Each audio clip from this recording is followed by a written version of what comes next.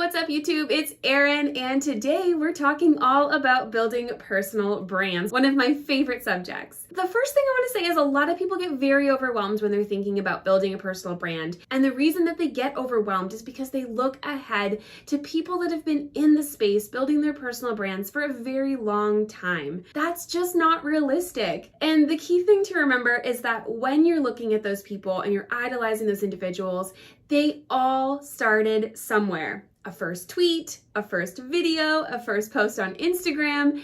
The thing that helped me the most was to really start small and focus on a few little activities that moved the needle every week versus trying to do it all at once and meet those idols where they were at. So today I'm going to share with you 5 things that you can do to get started building your personal brand, and I'm going to share one mistake that I see a lot of people make, and it will help you avoid this road bump on your own personal brand journey. So, ready to go?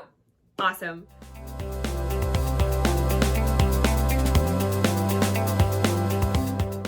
The first step is to write out a fun story-based bio. So let's be honest, nobody wants to read a bio that doesn't contain anything real or human inside of it. And while you do want to establish credibility and highlight your accomplishments, don't forget to also add just a little bit of humor or your passions outside of your career or your origin story. For example, what made you so excited about what you do today?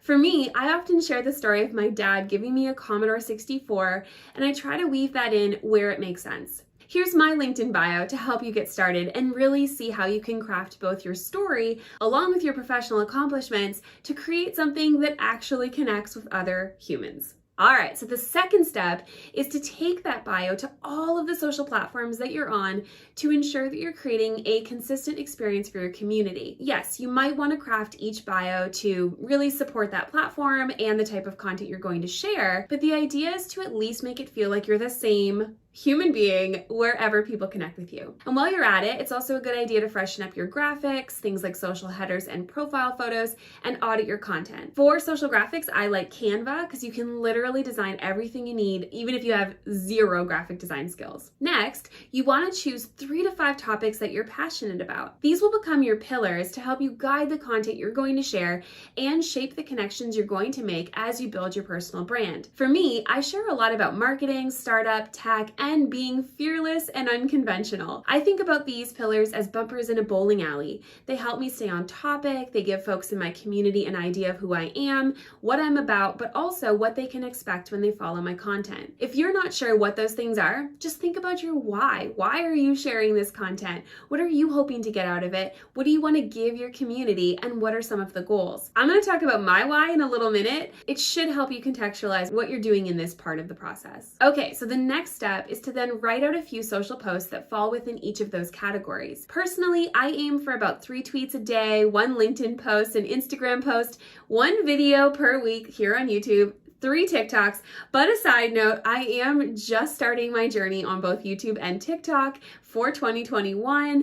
It's a bit of a revival, so stay tuned to see how well I do with that, and I would love your support as well. But for productivity purposes, you can batch the creation of your content together. Maybe you set aside some time, let's say on a Saturday or Sunday, I like Sundays, to create all of your content for the week ahead. If you do this, you're going to be much more successful in actually sticking to a schedule versus if you're trying to do that in real time. All right, so the next step, final step, is to then take that content to the platforms. So I get this question a lot, which is, can I use a scheduling tool, something like Buffer or Hootsuite? So in my personal opinion, I think it's fine if you want to schedule your content, but here's that mistake I was telling you about earlier, that it's so important not to post and ghost. So the magic of social media and building a personal brand is showing up as a person on those platforms, not a broadcast out only channel. You should be there to engage with humans, answer questions, retweet and share comments,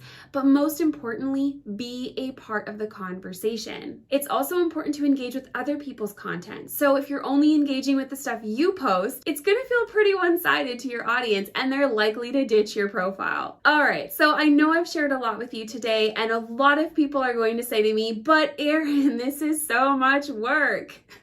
And that is true. However, if you're feeling like it's a whole lot of work, you can simply scale up or scale down some of the things I've shared with you today. Building a personal brand is a very personal thing, and it really should match the natural cadence of your life, your goals, your career, and what you're looking to get out of it. For me, I love sharing and teaching because I get a lot of value out of feeling helpful. I derive a great deal of satisfaction if I know that my contributions to the community made a difference, helped someone out, made someone's day, or simply just resonated.